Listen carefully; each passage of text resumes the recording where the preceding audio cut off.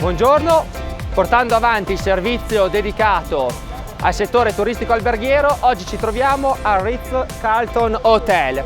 Saremo in compagnia del General Manager, Mr. Tony Coveney. Ricordiamo che la lobby dell'hotel si posiziona tra le top 20 nel mondo per architettura e design. Grazie, buona visione.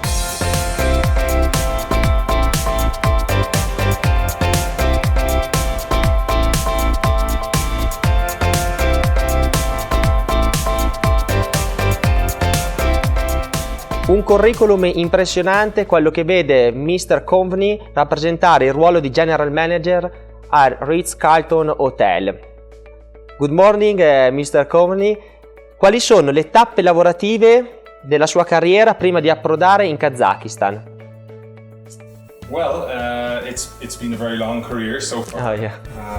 I started almost 25 years ago, and not really knowing what I wanted to do after high school, I was encouraged by my parents to do something that suited my character, and so I picked an industry that involved a lot of people contact.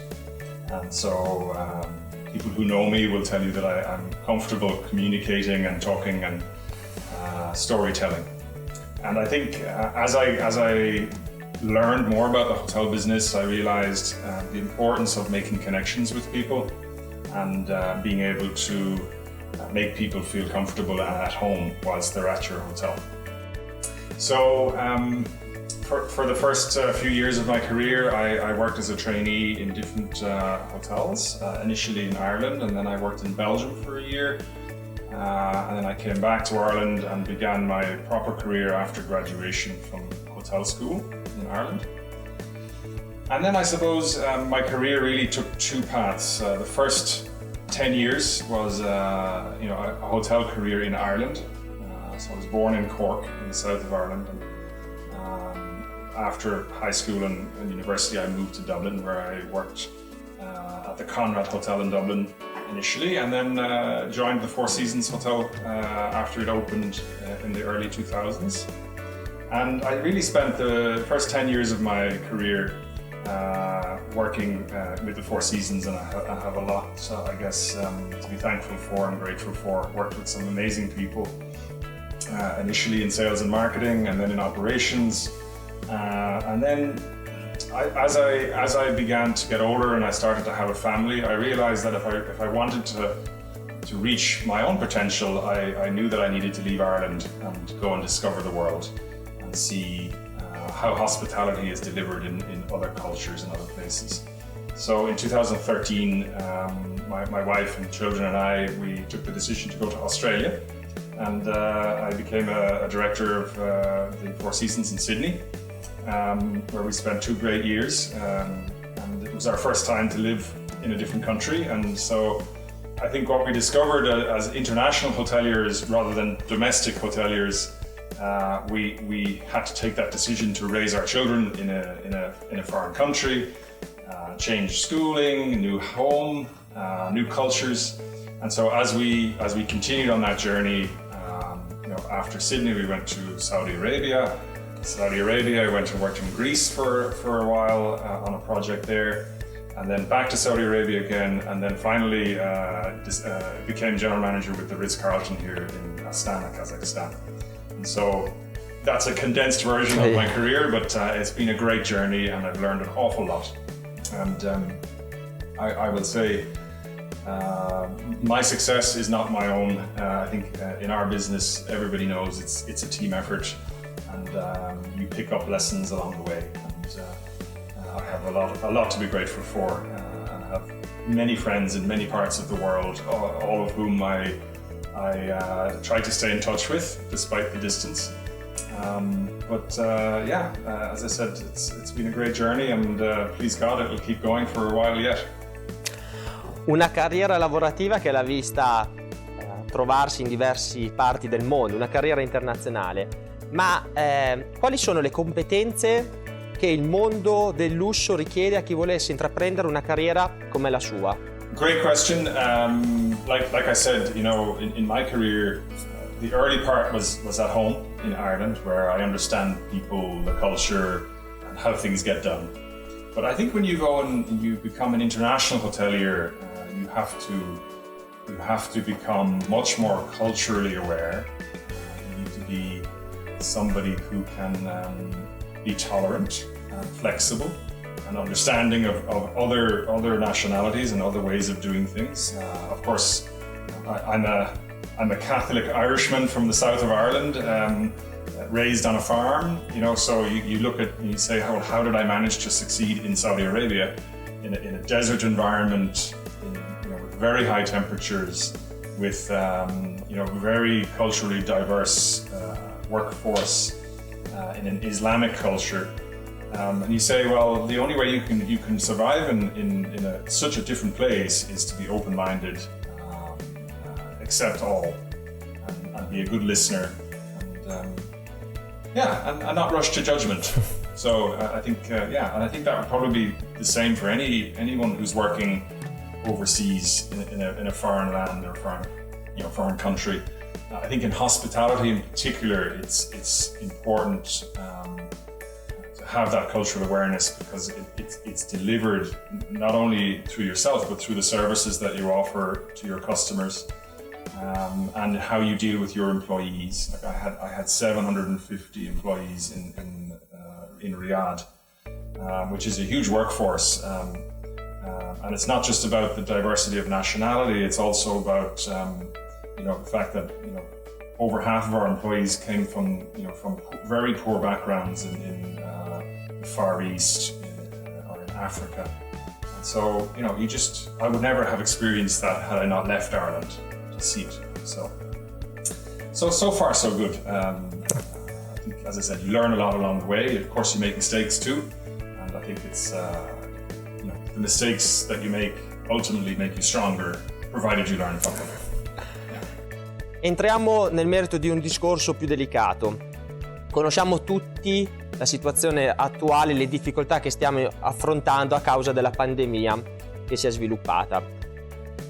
È terminato il periodo di lockdown, ora siamo entrati nella seconda fase, quella delle riaperture. Quali accorgimenti ha preso il Ritz-Carlton Hotel per riaprire in sicurezza, e se secondo lei sarà possibile vedere dei risultati lievemente positivi nel lungo-medio periodo? Well, I suppose that, the first thing I would say is, my sympathies to all of the people who've been affected by this terrible virus. Many people have lost their lives, and I suppose my first thoughts would go to those families who've lost people. In business, and in our business in particular, has been massively affected. And I think what has taken Marriott International at Ritz-Carlton by surprise is the speed at which it has affected our business throughout the world. I can think of no hotel in any country that has not been affected in some way. For us here in Kazakhstan, I guess it was probably the middle of March when we started to really feel it. We had a good 2 weeks at the beginning of March. January and February were fantastic. So, come the end of March, certainly as a hotel, we were feeling the pressure of cancellations, people not booking, people not traveling, and then throughout the month of April and most of May, it's been the same. So I suppose I had a big decision to make at the end of March, and the decision really was: do we keep the hotel open or do we close? And so I had a few sleepless nights, but in partnership and in consultation with the owner of the hotel, we felt we could manage our costs in such a way that we could keep the hotel open. We were forced to close all of the restaurants for hygiene and sanitary reasons. So we managed to keep the hotel bedrooms open, and we were able to use our in-room dining, room services. And we actually had a number of customers who were living in the hotel permanently. So we felt a certain obligation to those people who had been here for so long to keep the hotel services alive. And you know, I'm really glad that we did that. You know, despite what people think, when you close a hotel, it's not necessarily going to save a lot of money. You still have to have security. You still have to have people on property to ensure that, you know, we're maintaining it and so on. So in my view, we did an excellent job in reducing our costs, looking after the customers that we had at the hotel, albeit quite few. And then, you know, reopening the property has been so much easier. Our systems were still up and running. We had people who were able to come to the hotel, and it was easier for us to be able to reopen the hotel. So 2 weeks ago, we opened the restaurants again. We even had a banquet event with one of our loyal customers last week. Of course, all of which has been, you know, has been changed in how we can deliver these things because of social distancing, because of the requirement around sanitation, because of how we need to protect our employees and customers. So there have been a lot of small changes that we've had to make to ensure people are safe. So for example, almost immediately we started taking the temperature of all of our employees as they entered the building and as they left the building. We started wearing face masks, of course this type of product, which we're also familiar with.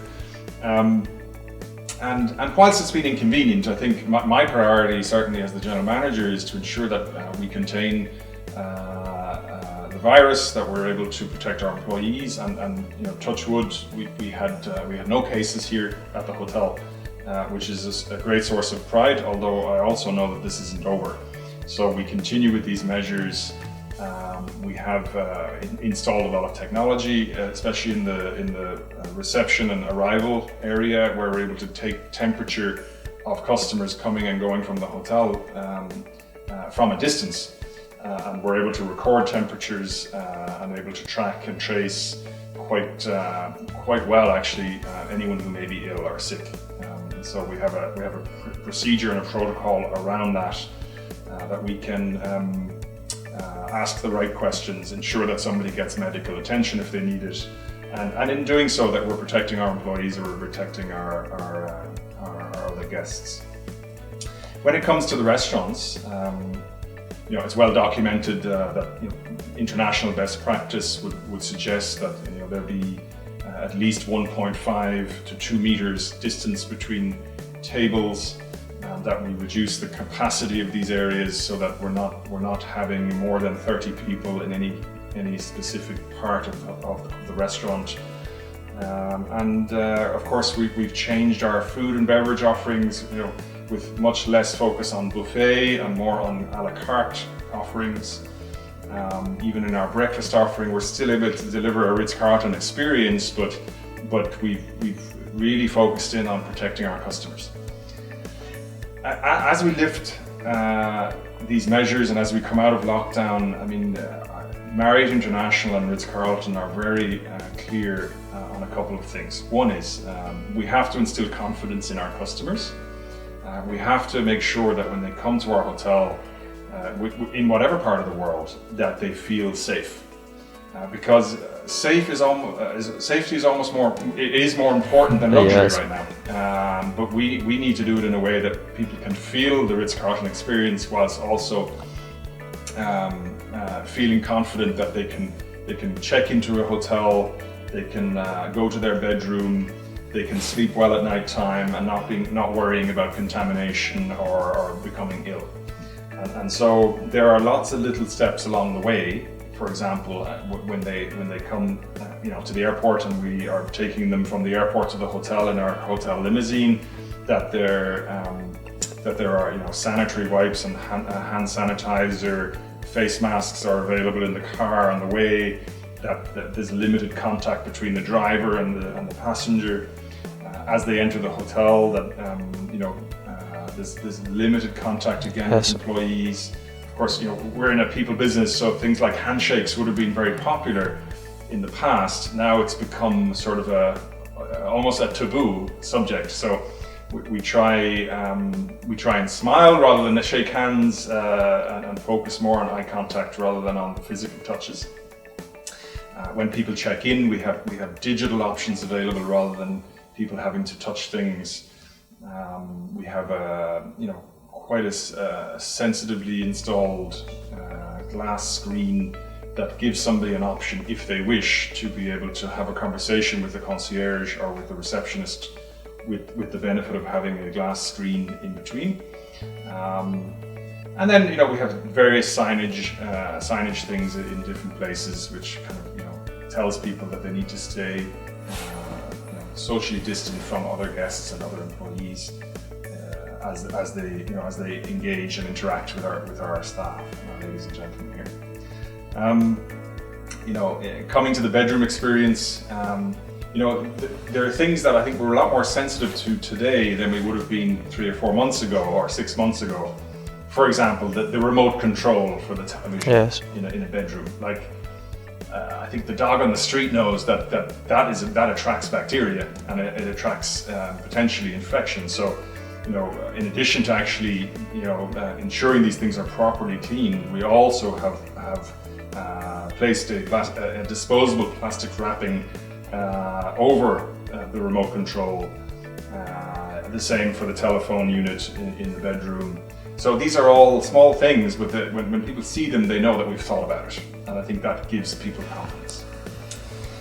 I want to come just briefly to the recovery, because the first thing that I think is important to stress with the hotel business is that the recovery of our business is going to take some time.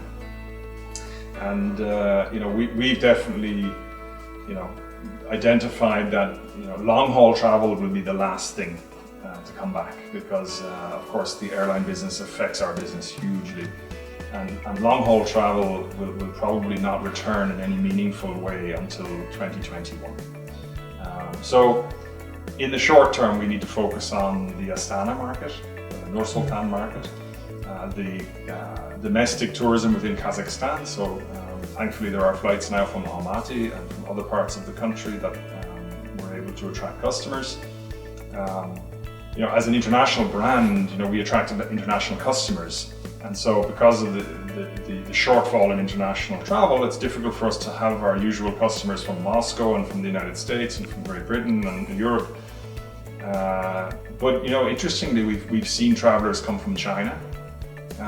We had some medical expertise come here in April, which was a big surprise to us.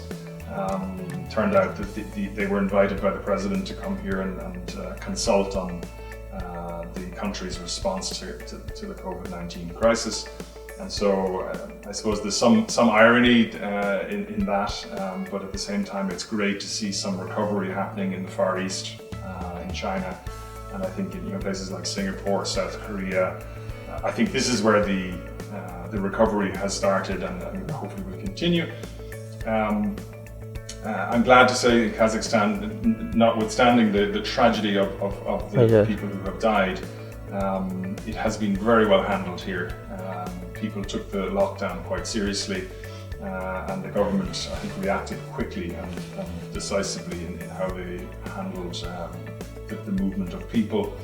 The city of Nur Sultan was under lockdown, almost from the get-go. And I think that restriction in moving people around has contained the virus very well. So people talk about the reproductive value or the R value. It's well under 1.1 or 1.0 now. So that would indicate a decline in the prevalence of the virus. So, yeah. Come diceva lei, le normative che ha ben descritto hanno portato risultati positivi nel contenimento del Covid-19, i numeri in Kazakistan lo dimostrano. Ma le volevamo chiedere, secondo lei il mercato del lusso tornerà ai livelli che precedevano la pandemia oppure teme una crisi nel settore? I think, like I said, we're facing a very long recovery period, but I think, like a lot of businesses, there's some things that you have to do. Number one, focus on your customer. I think as a rule of thumb, if you focus on your customer, you're not going to be far off the solutions that you need to bring your business back to life. I would say, however, that in our business, we're seeing an effect in our business that reflects a complete change in society's attitude towards being in public, to being in hotels, and in dining out, and so on and so forth. And I think we see already, as people come into our property, their priorities are different. They're a little bit more cautious about where they go. They're a little bit more cautious about what they touch. And so in a business that is centered around the senses, your sight, your smell, your touch, the sound, the experience that you're having in a Ritz-Carlton hotel, we've had to adapt quite significantly. So for example, a number of weeks into this lockdown, we launched a food delivery business. And so we just said to ourselves, if people can't come to us, we're going to take our product to them. So we immediately started delivering food outside the property. We provide housekeeping services outside the hotel to people's private homes and some businesses also. And so I think, a wise man once said, if you're not going to innovate, you're going to die. So you have to be hungry for new ways of doing things and always questioning what you're doing. And I think to a certain extent we've been quite successful at that. Recently I launched an innovation competition within the hotel, where we asked our ladies and gentlemen to come up with some ideas that could generate new revenue streams for the business, that could fit within our brand promise, fit within the luxury segment, but could offer something that we've never done before. And actually, as it happens, this week I'll be on a judging panel to assess 5 projects that have kind of come out of that innovation session. And some of those things I hope to see in the market here in Kazakhstan soon. I think there may be some surprise at where you see the Ritz-Carlton brand in the future in this part of the world. L'Associazione per il Commercio Italo-Kazakh si pone come referente per i rapporti commerciali tra i nostri due paesi, Italia e Kazakistan. Vogliamo porre l'attenzione sul Made in Italy, che nel mondo è sinonimo di alta qualità. Come possiamo trovare l'impronta italiana all'interno del settore dell'ospitalità di lusso, direi? Certainly conjures up images of style, quality, sometimes glamour. I'm wearing a Salvatore Ferragamo tie. And it wasn't just because of today, but it's the only sort of brand that I like as a tie. No, in our business, there's no doubt that Made in Italy has many crossovers with the hospitality and hotel business, especially in the luxury segment. So I think of things like bathroom amenities. Even within Marriott International itself, we own the Bulgari hotel brand. Of course, they make jewelry and cosmetic products and fashion accessories and clothing. So, yeah, I think if you pull up outside any luxury property, you're likely to see a Ferrari or a Maserati or some luxury car brand, and I think you'll find that quality products tend to align. So if you have a quality product like the Ritz-Carlton brand, there's no question that you'll see alignment with quality Italian brands. So for sure, there's certain synergies there. Of course, you've got all of the fashion brands as well, Prada, Gucci, you name them. They're present in all of our hotels in one form or another. Either the guests are wearing them, or we have vitrines, or we have boutiques in lots of our hotels where we're selling Italian fashion brands. So I think it's a source of pride that we're able to partner with a lot of these brands that are made in Italy. E diciamo che il Made in Italy si difende discretamente bene per i prodotti di alta qualità che offre nei vari settori. Volevamo lasciarla lanciando un messaggio positivo a tutti gli imprenditori italiani kazaki che lavorano nel settore alberghiero turistico. Cosa si sente di dire a loro?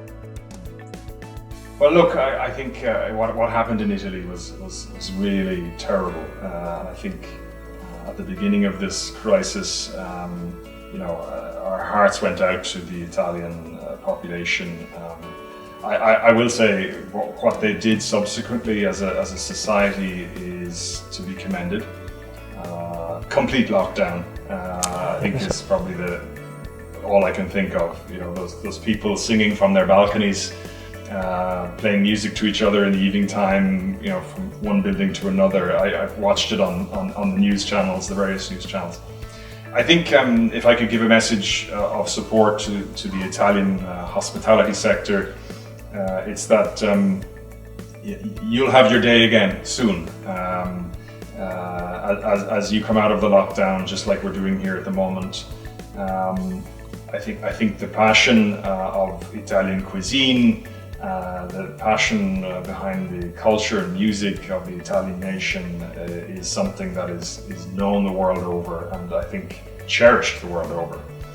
For us, the Ritz-Carlton brand and the Marriott International, all of our associated brands, the Italian market is a huge part of our business.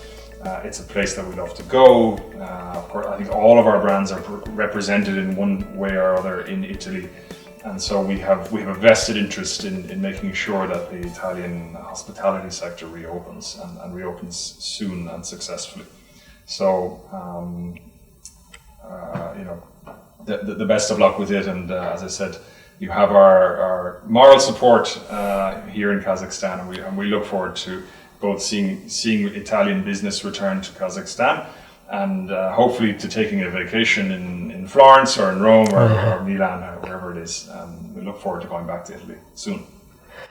Mr. Coveney, la ringraziamo per il tempo che ci ha dedicato, le facciamo i complimenti per la professionalità con la quale porta avanti il proprio lavoro e un augurio per una ripresa economica che ci dovrà essere. Grazie. Thank you, Tommy. It's been my pleasure.